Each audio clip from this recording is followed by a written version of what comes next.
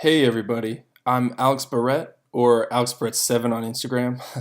I'm also co-founder and chief operating officer at Joba Design here in Blacksburg, Virginia, and I'm going to go over 3 things today about sketching that have really helped me develop as a designer.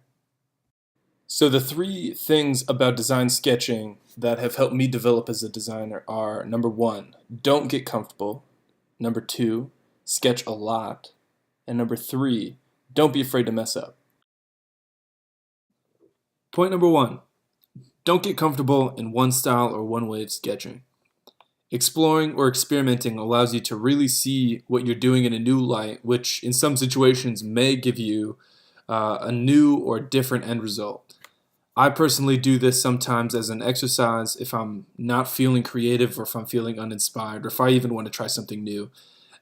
It allows me to pick up on a specific skill or even see something new about form or how I sketch every time I do it.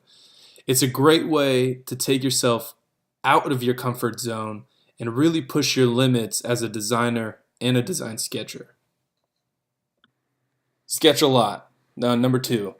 I'm sure you've heard this from your parents, your professors, your coach. Anytime you're trying to get better at something, you have to be doing it a lot. And in this case, it goes the same way. In school, I really sketched as often as I could. At home, in dorms, in all of my other classes. Don't tell anybody else that. In my studio class, of course, during projects and any time in between that I could.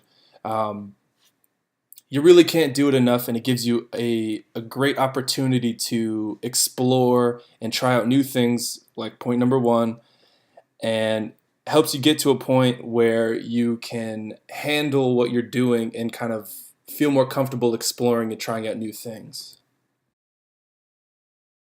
So my last point is, don't be afraid to mess up. Um, I think this point really comes with time and experience. I personally was never explicitly told not to be afraid of messing up or starting over, or etc. But the sooner you realize this point, I think the better and quicker you'll be at design sketching.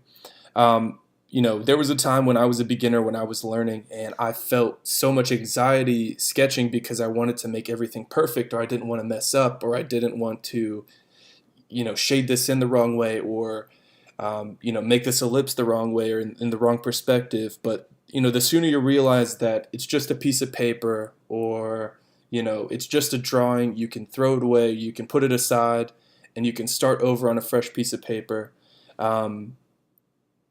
The freer you'll be to develop and get better a lot quicker.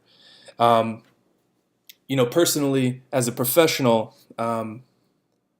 I am not showing most of my sketches to a client. I'm usually showing my team when we're in creative meetings, or when we're ideating in certain processes.